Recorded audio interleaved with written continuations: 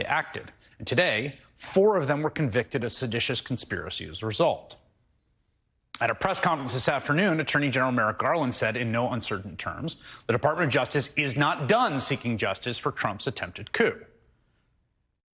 We have secured the convictions of leaders of both the Proud Boys and the Oath Keepers for seditious conspiracy, specifically conspiring to oppose by force the lawful transfer of presidential power.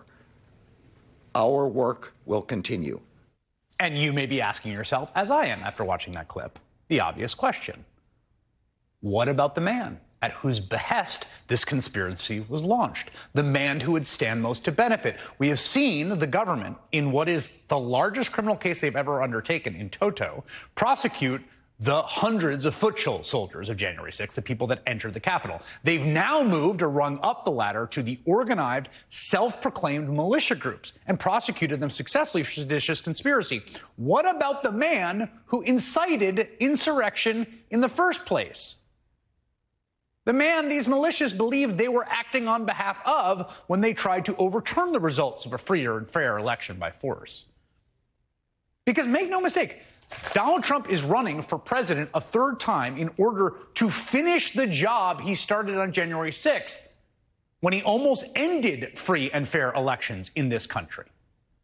And another thing we'll do, and so many people have been asking me about it, if I run and if I win, we will treat those people from January 6th fairly.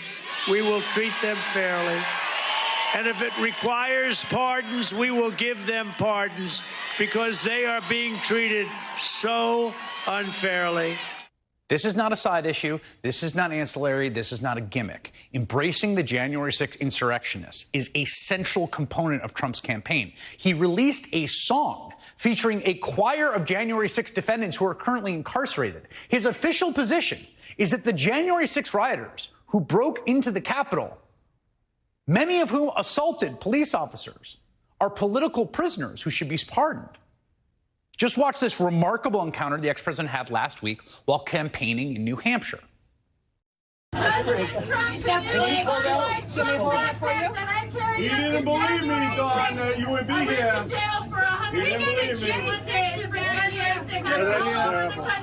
What they're saying is so sad, what they've done to January 6th. So bad. Patriots, I mean, I hear the terrific one. You just take care of yourself. I'm good. There he is, literally embracing a convicted January 6er after learning that she'd stormed the Capitol. That's the leading candidate for the Republican nomination for president. And throughout the primary, and if he gets a nomination, which right now looks likely, though who knows, he is going to single-mindedly advocate for the pursue the successful completion of the same overall project the men in court today were convicted of furthering, which is quite literally the destruction of American democracy. Force over votes, the end of the experiment. So far, 14 seditious conspirators have faced some measure of justice for that crime, but not the guy at the top.